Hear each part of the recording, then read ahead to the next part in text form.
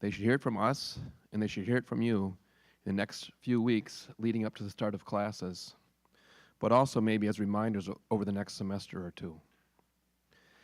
When we finish with the presentation on academic expectations, we'd like to answer any questions that you might have about academic life at St. Thomas. But I also want to say, if you have more questions than we can handle, over the noon hour, there'll be a lot of people available at Information Fair, including most of the department chairs, who will be there to answer questions you might have about specific majors. So, in making a list of the academic expectations that we have for your students, first and foremost would be that your student needs to take primary responsibility for his or her own education. So let me repeat that since it's so important. Your student needs to take primary responsibility for his or her own education. This may be difficult for them at first, since up till now they probably haven't had that same responsibility. Okay, so there's going to be a time of adjustment for them. This may also be difficult for you, since I'm thinking you have taken on primary responsibility for their education up to this point. But you have to trust that they can do this now without you. Okay, you're going to be tested along the way. You're going to be tempted to step in there and say, step aside, let me solve your problems for you. Don't do it. They need to take primary responsibility for their education. Okay, so you're going to be tested, right? The first test may be coming as early as lunch, when you are reconnecting with your student, and your student says to you, maybe a little bit nervously, yeah, I looked at this schedule, and it looks like this afternoon I'm meeting with someone to discuss my first semester classes without you. Okay? Now, you may be as nervous as they are at that thought, but hide it, put on a brave face, and say, you're going to do great. It's going to be fine. Okay, and as you're saying this, if you need to, console yourself with the fact that your student will be meeting with a trained professional from academic counseling who's done this before. Okay, and if you need additional help, I got one more secret for you. Just between us, we don't need to share this with the students. But in a college career of 33 courses, it's virtually impossible messing up choosing the first 4. Okay, so it really is going to be okay. Just out of curiosity, I wonder, could I see a show of hands from those parents for whom this is the first child beginning college? Oh my goodness. All right, I shouldn't joke. All those people that didn't raise their hand, that meant that they survived and they're still here today. Okay, that's me, yeah. Proud parent of a college graduate. It wasn't always so it wasn't easy dropping that first one off, though. It was a little nerve-wracking, I got to say. But for me, I had an advantage. The advantage I had is I was very familiar with all the resources that a school like St. Thomas has available to assist your students, to help their students along, to help your students be successful. Okay, lots and lots of resources available.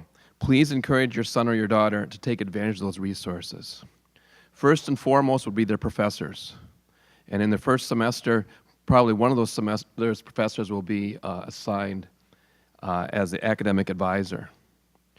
But lots of other resources available too. But the thing I want to get across is the professors here really want to see your students succeed.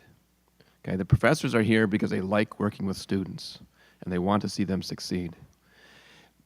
They are looking, though, for some initiative on the part of your student. They are looking to see that your student is making an honest commitment to his or her own education. And once they see that, things will be fine. They'll be there to help. Now, in order to take responsibility that I keep pushing, it's important that your student understands what their place or their role is here at St. Thomas. I would like to stress that your students are not consumers of a good. And that may sound strange coming from an economist, but I really do believe it. Your students are not consumers of a good. They are not buyers and we are not sellers, even though we will send you a bill from time to time. But the point I want to make is St. Thomas is not like some mail order company where you pre-order a degree, have it ready and packaged, ready for pickup. In fact, if anything, I think of your students more as the producers of the good. Okay, so your student needs to come here, come inside, and get to work producing this good that we call education.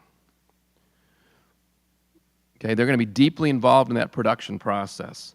We're going to provide them with the tools that they need, but they're going to be the ones producing the education.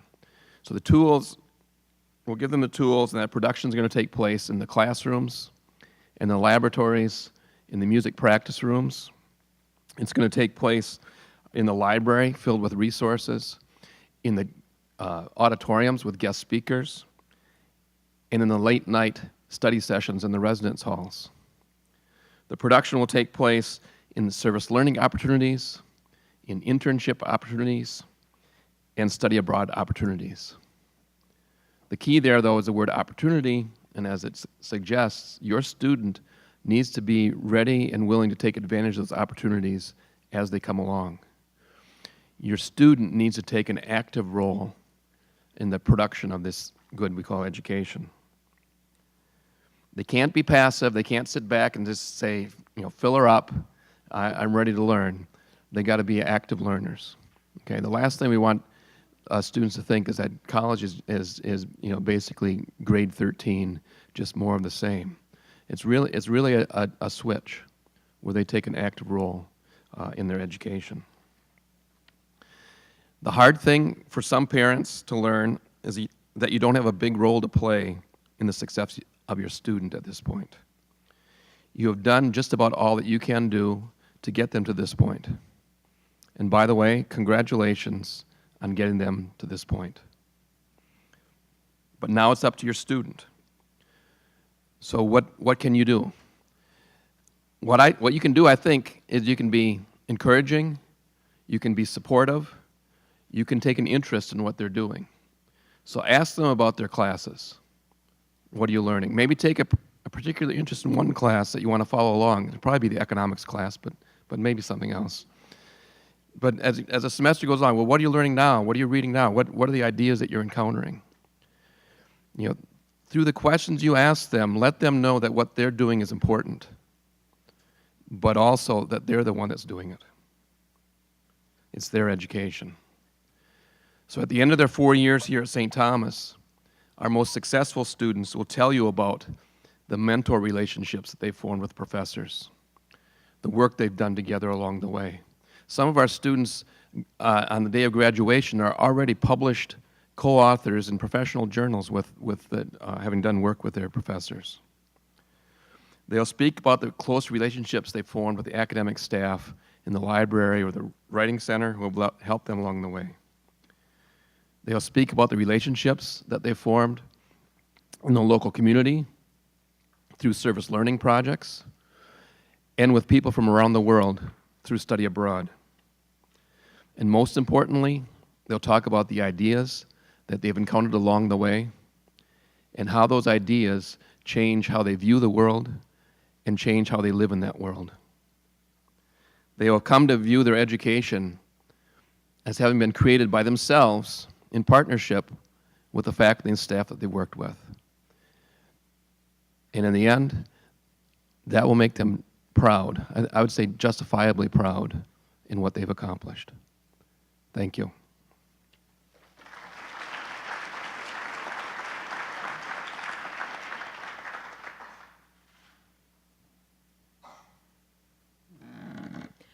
Good morning. Well, I guess we're fessing up how many years we have in the longevity club, so I'll tell you that I think I'm beginning my 22nd year at the University of St. Thomas, which I'll just point out makes me the junior member of this panel. The reason the dean and I have stayed here so long is because we love working with students. And so it's a privilege this morning to get to welcome you and your students for another academic year here at St. Thomas. So after almost 22 years in St. Thomas classrooms, I want to share with you this morning 3 tips that I think as a professor will be helpful to you as parents.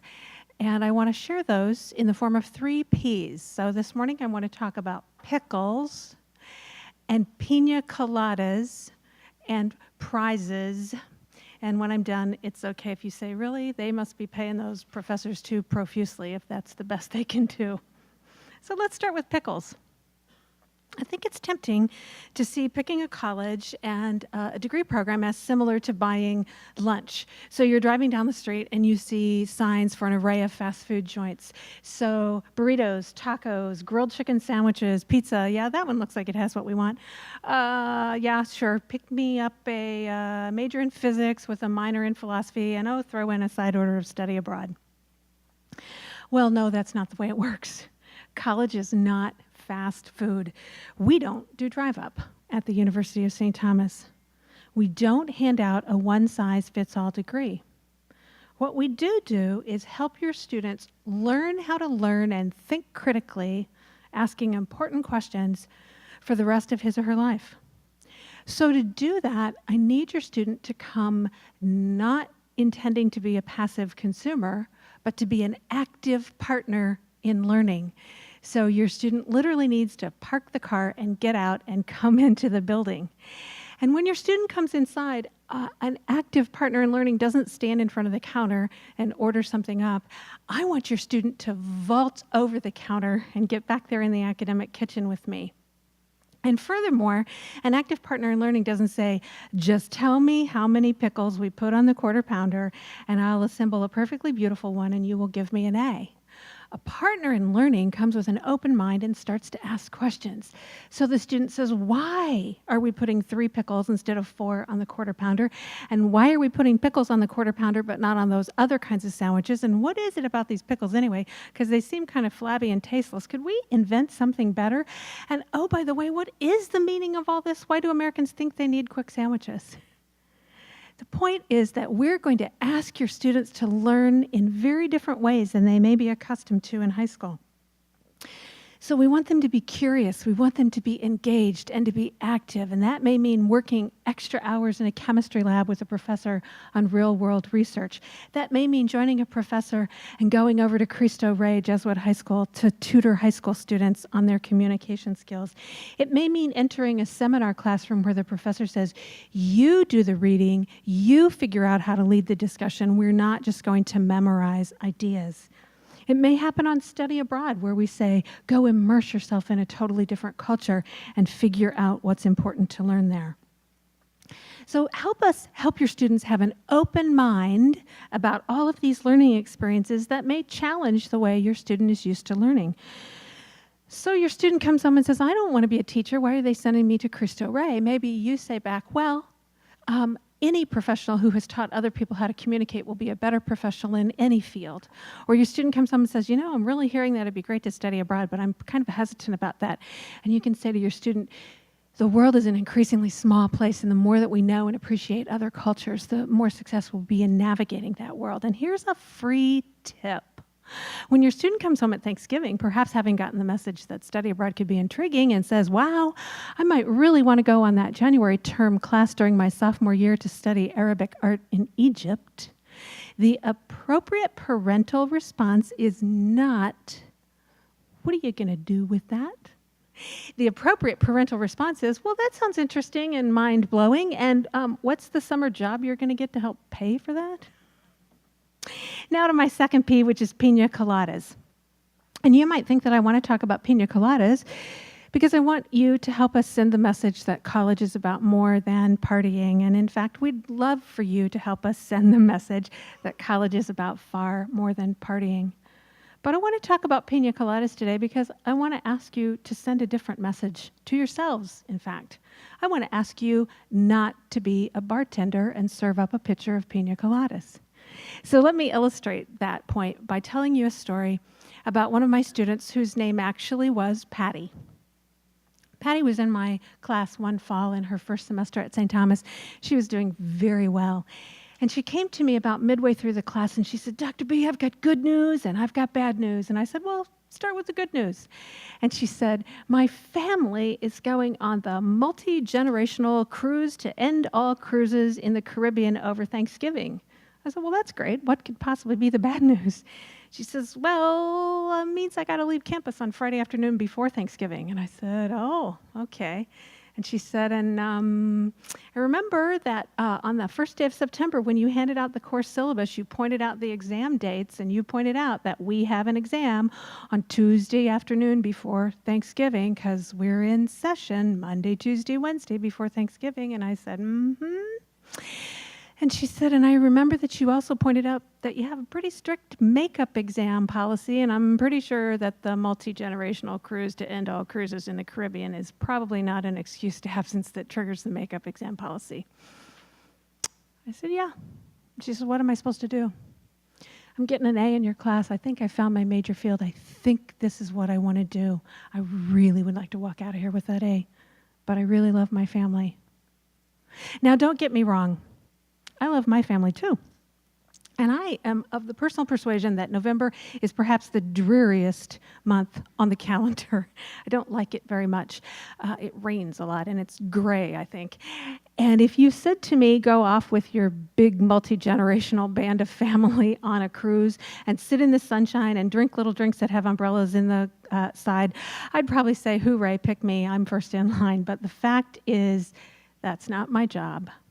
And that's not Patty's job, and that's not your student's job. Our job in November, right up till the day Thanksgiving break begins, is to be right here in the classrooms and the libraries and the labs and the music practice rooms. What I'm asking is that for this very brief 4-year moment in the life of your student, you help us send the message that the academics are the priority. And finally, let me talk about prizes. So college is not kindergarten soccer, and everybody's not going to get a prize for showing up. The fact is, some of your students will become those active learners that I talk about, and they will make academics that priority, but they may struggle in that first semester. They will not all get A's because of the kind of shift in learning and time management and the sophistication of the level of some of the material that they are engaging with. And while it would be great if everybody could have an A, college may be the place where they begin learning the very real life lesson that excellence is not always measured by some external standard. And so if you can, help us send the message to that struggling first-year student that if you get the C in that college career of 33 classes, that one grade is not going to fail you for 4 years. What is the learning that went on? Rather than the grade that was earned, what your student learned is the prize. So maybe ask your student, what did you read? What questions did it raise for you?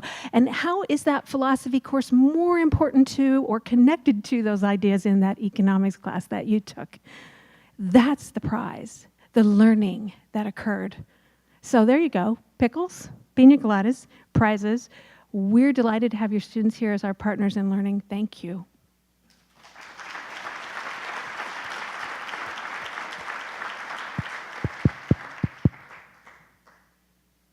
Okay, so now the chance for you to ask us questions you have about academic life here at St. Thomas. If you have a question about financial aid, we might tell you to wait for the next session on financial aid, or life in the residence halls would be 2 sessions away. But anything that you have about, any questions you have about academic life, we will try to answer. And I'll just remind you, if you have a really specific question about a particular major, there'll be department chairs over the noon hour available to answer those very specific questions. I'm actually going to start by asking the first question, and that's because we almost always get this question, and it's a little bit of a tricky question because it has sort of an unpopular answer. So I'll give myself the unpopular answer. The question goes something like this. Yeah, I'm paying the bills around here, so I assume that means that the grades will be sent home in the mail to me. And also, if I ever have a question of a professor how my student is doing, I'm sure it's just fine if I call that professor up, right? Okay, well, the answer to both those questions would be a very polite no. No, you don't get the grades at home, and no, you can't call the professor.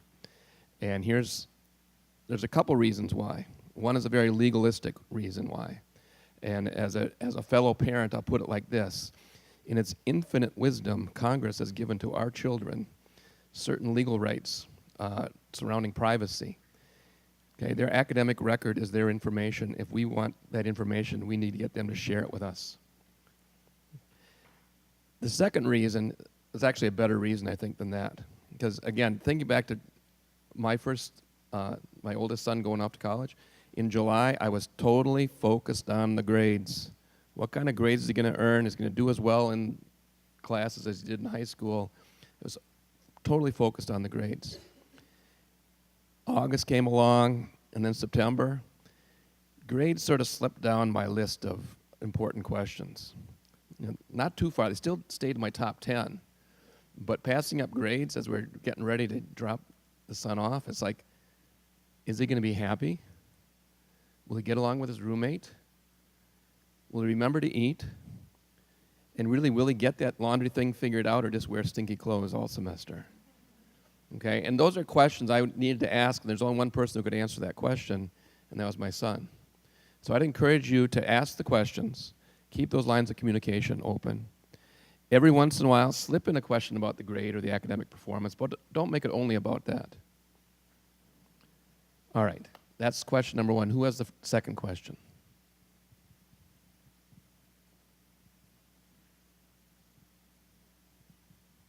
Chris, do you have a question? Oh, I don't.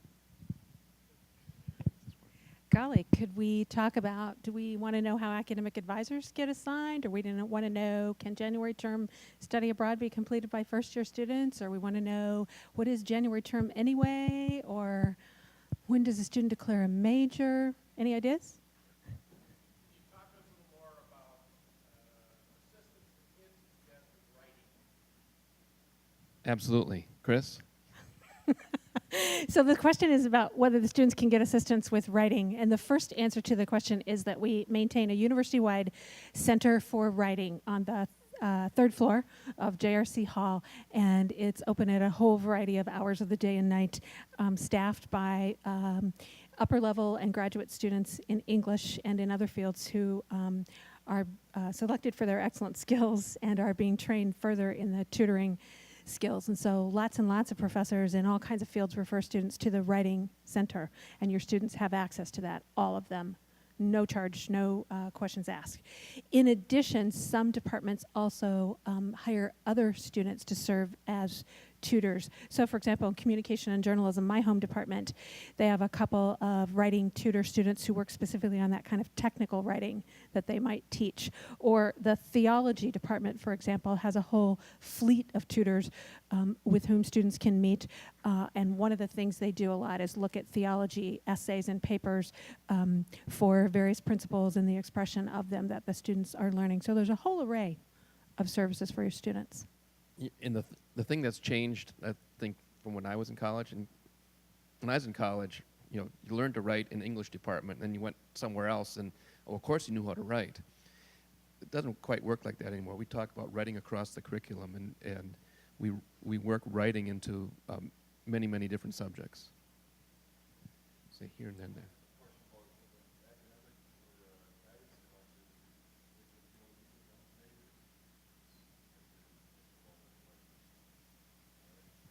Sure. So the question is about academic counseling and the role here. So this afternoon, your students will in fact meet with either someone from academic counseling or one of the faculty advisors to go over schedule and answer questions. Your student will be assigned an academic advisor who's one of their faculty members, probably one of their professors in their first 4 courses this fall. They will meet. You usually do this question. I don't know if I can answer it.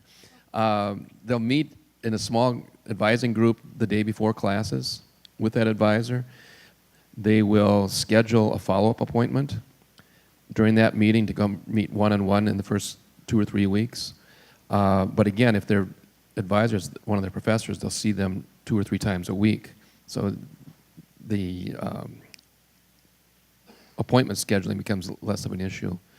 Later in the semester, early November, they'll meet in a group again, talk about registering for spring semester and J-term, and then schedule a one-on-one meeting with the advisor. Again, their freshman year advisor will probably be one of their course professors. Comes sophomore year, when they declare a major, they'll likely be assigned a different advisor, someone in their major field, if they don't already have someone in their major field. But even before then, they'll run into professors or department chairs or whatever and talk about as they search for a major field. We've got professors here that love to talk to students. They sit in their office pretty lonely most days waiting for someone to show up. You know, so if your student says, well, who can I talk to? You say, try your professor. Yes?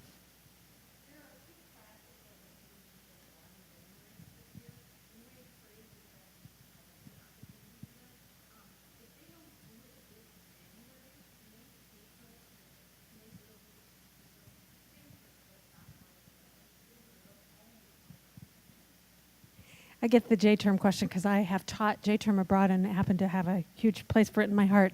So most of the January term courses are open to upper level students. We have 2 that are designed only for first year students because of some of the particular needs that we think a first year student might have in going abroad. One of which is not to get led astray by some senior, and spend too much time in pursuits that might not be academic. So they could take theology in Rome, or they could take art history in London. Those are both fabulous courses, and students can apply for those. Students can apply then all through their college career and go on a January term any one of their 4 years at St. Thomas. And there's a wide array of courses all around the world taught by St. Thomas faculty and or faculty from some consortium schools with whom we participate. But the 2 that they cannot take after the first 2 years, or the first year of those 2 courses, is only for first year students. I have more questions about J-term.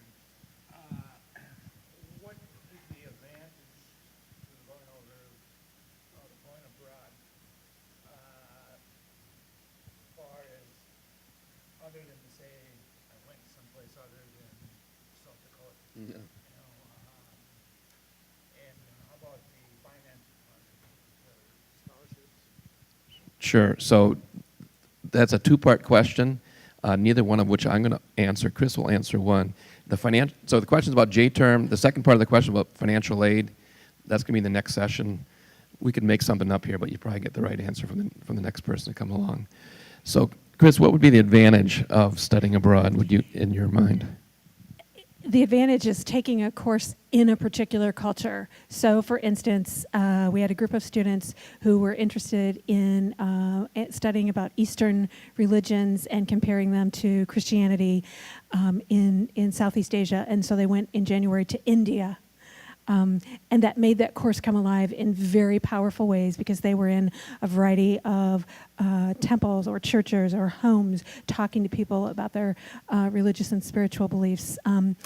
Studying theater in London with a particular emphasis on Shakespeare and going to the Globe Theater makes Shakespeare come alive in a different kind of a way. It doesn't make sense to study U.S. tax accounting on January term in somewhere else, so the accounting students don't go do that. The courses are really tailored to fit that culture and that subject in that location, and so we have a very specific committee of faculty who are looking to make sure that those kinds of standards are met, because these are not trips. They're academic courses, and so the course and the location need to mesh. Would it be more beneficial to wait versus first year? Or? So the question is, would it be more beneficial to wait versus do this the first year? My own opinion, it depends upon the student. I had a son here who did the theology in Rome the first year. For him, it was fantastic. For someone else, they're not ready for it. They'd benefit more if they waited. Yes? Oh, perfect. Thank you for asking that question. It's my favorite question. I've meant, because it's a math question, really. I mentioned there's 33 courses in a college career, and if you do the math, the typical load is 4 courses per semester. For 8 semesters, that only comes out to 32. So where does the 33rd come from? It might come from a J term. Then again, it might come from AP credit, which they already have, today. So that might be already done. Or the 33rd could come from a summer term or a particularly heavy term where they take 5 courses. So to get to your specific question about J term, are they required to take a certain number? The answer is no. We graduate students who have taken 0 J term courses. We graduate students who have taken 4 J term courses. And most of the students would be somewhere between 0 and 4, I'd say. So in a given J term, and here's where I just make up the numbers, but that's okay because I'm an economist. I'm trained for that sort of thing.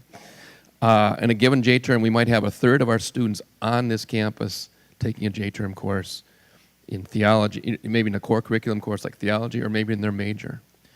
Maybe another third of the students are taking a course somewhere around the world and study abroad.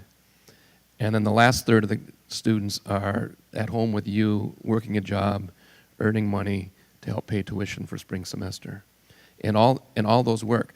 The thing I like most about J-term is it allows people some flexibility. It's not a requirement, but in fact it's there if they need it. So if a student struggles in a course in the fall semester and has to drop a course, they can catch right back up by taking a J-term course. Or if a student's planning ahead and looking at spring semester and they have an internship coming up in spring, it's going to be very time-consuming, a lot of travel time, and they're thinking, maybe I don't want to take 4 courses, maybe I want to take 3. Fine, take a J-term course in January and then only 3 courses in the spring. So it adds some flexibility without really adding requirements. How'd I do? He got to use a lot of numbers. He's going to be happy the rest of the day. There was someone right behind. Yep.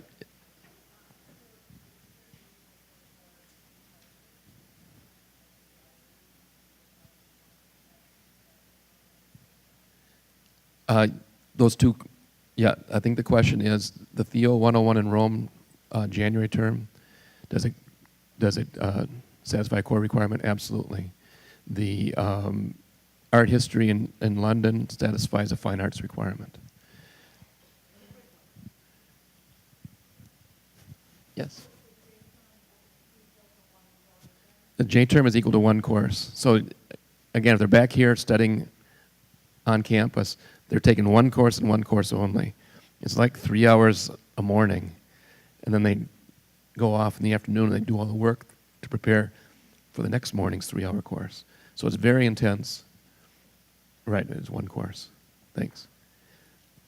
Last question, we're going to cheat right here. Can you speak to how students manage athletics and academics from an academic perspective, not from a focus perspective?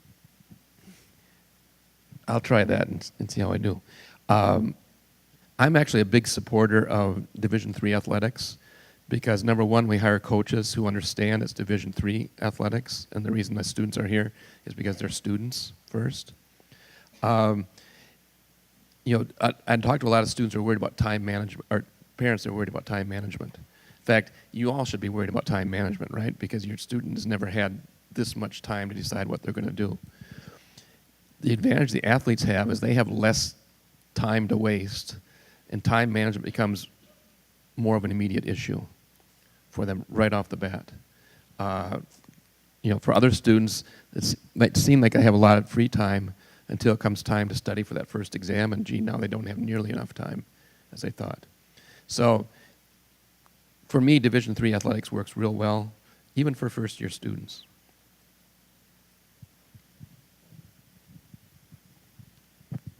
Thank you for your time and for being with us. Dr. Bunton and Dr. Langen,